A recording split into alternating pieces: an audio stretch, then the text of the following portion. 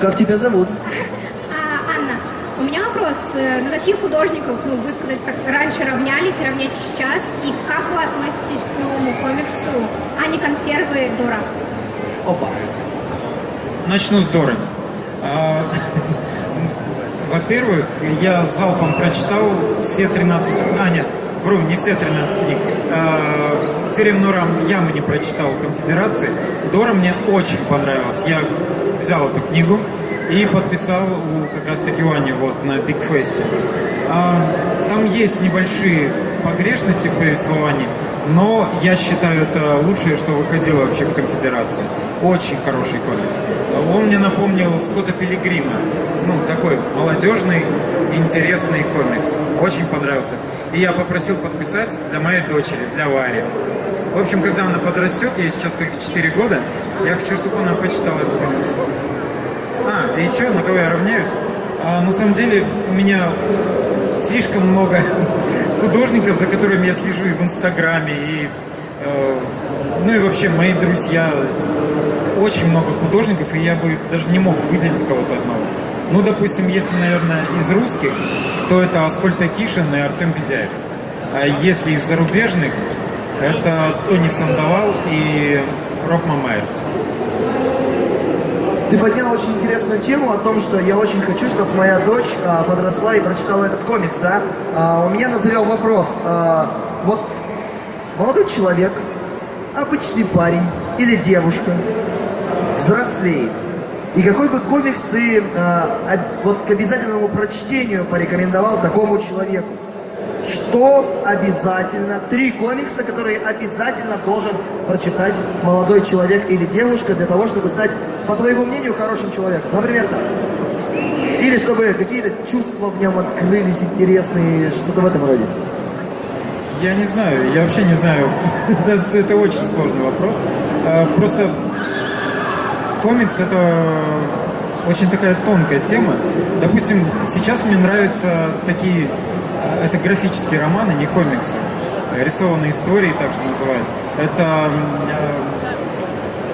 Маржан Сатрапи «Персеполис». Очень советую, если не почитать, то посмотреть мультфильм. Это про девушку из Ирака, как она оттуда бежала.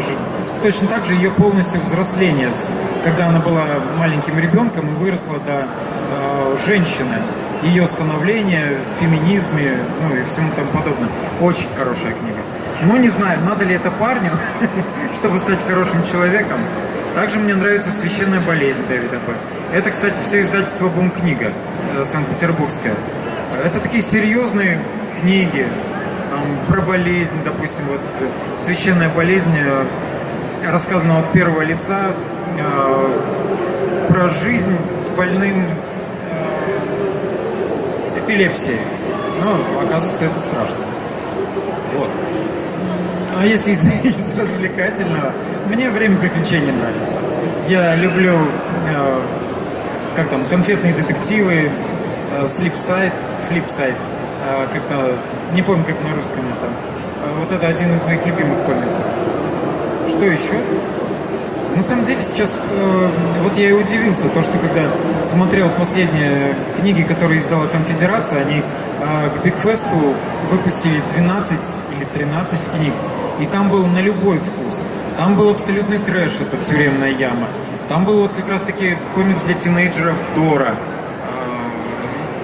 И все было так абсолютно разноплановое, абсолютно для разных людей. А выделить что-то одно мне тяжело. Сегодня я за ведущего. Я решил взять еще один микрофон. Я думаю, нам так с тобой намного удобнее будет общаться. У кого-то есть еще вопросы? Есть. Давай, ты был чуть раньше, итак.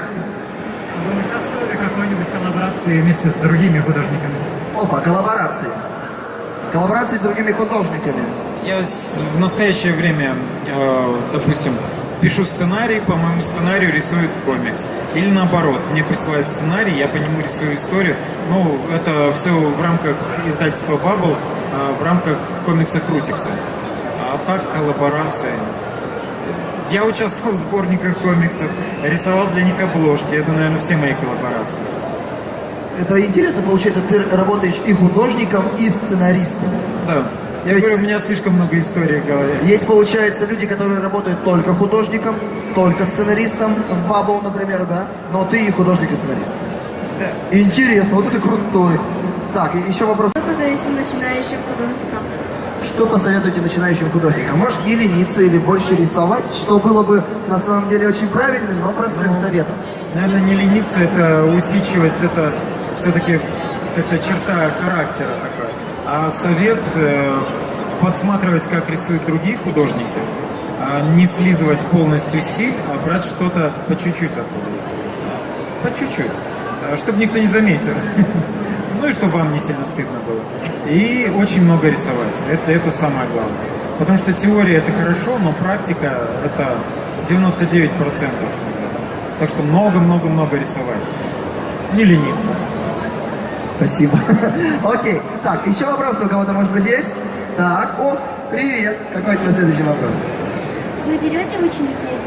Опа, ученики. Я думаю, что в любой момент кому-то хочется преподавать. Ты уже рассказываешь, между прочим, даешь советы. Может быть, на большем уровне было бы интереснее их давать уже. Частично.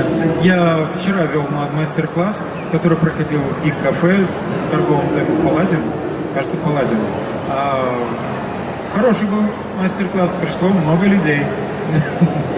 Я только таким образом, как приезжаю в какой-то город, даю мастер-класс, вот, задают вопросы, отвечаю. А так прям ученик, чтобы быть учителем, нет. Напоминаю, что лекция ровно в час 30 можно будет задать в кинозале. Итак, твой вопрос. Я Максим, здравствуйте. У меня вопрос. Насколько сильно вы устаете летать все время во всяких городах? Ну, это, в принципе, все. А вообще много ли перелетов, в принципе? Потому что, вот, например, ты в Якутске. Где ты завтра? Завтра я в Москве, потом в Тверь. Через неделю опять в Москве мероприятие. Через 2 недели Симферополь. Потом... Подожди, ты день через день ходишь в качалку. Когда ты это... Например, если ты в Якутске, то есть ты либо вчера, либо сегодня должен пойти в спортивный Вчера. зал. Ты пришел и в Якутске нашел зал? Да, Серьезно? я всегда так поступаю. Ты в любом городе найдешь для себя спортивный зал? Ничего себе. Аплодисменты, друзья, мне кажется. Не поверишь, везде есть спортзалы. Нет, я верю, я просто не верю, что можно прийти и вот настолько быть замотивированным, чтобы в любом городе во время работы, общения, все это еще и Это, позаниматься. наверное, уже привычка, а не мотивация. Я как сам себя за шкирку выкидываю в зал. Ну, я понимаю, смотри, например, зал тебя держит в тонусе всегда. Во время этих перелетов ты приезжаешь в любой часовой поезд, ты позанимался, ты себя чувствуешь хорошо. Что еще помогает тебе и почему ты не устаешь? Я устаю. Только что я не устаю. Ничего не помогает. Вкусная еда и хорошие люди. Сон. Вот сон меня спасает. Все. На самом деле, когда прилетаю с мероприятия, мне надо как минимум полдня, чтобы отдохнуть, потому что очень устаю. Даже если просто куда-нибудь в Москву туда-назад съезжу, я уже очень устаю. Но быстро восстанавливаюсь. Да, и завтра на тренировку. Завтра на тренировку, отлично. Я думаю, еще один совет, ребята.